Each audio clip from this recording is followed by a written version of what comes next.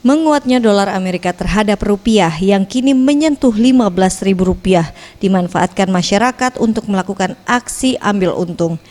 Tidak sedikit masyarakat datang ke tempat-tempat penukaran uang atau money changer untuk menukar uang dolar Amerika.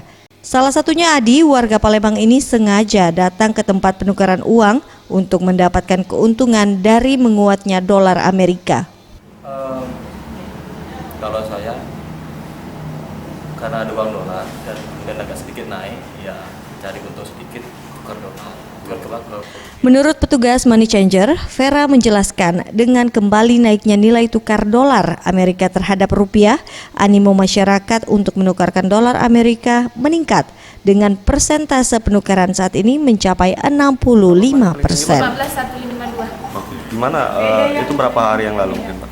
Yang paling tinggi yang kemarin 15.152. Oh, kemarin malah justru ya? Sebelumnya 15.104, 15.000. Tim Liputan Sriwijaya TV.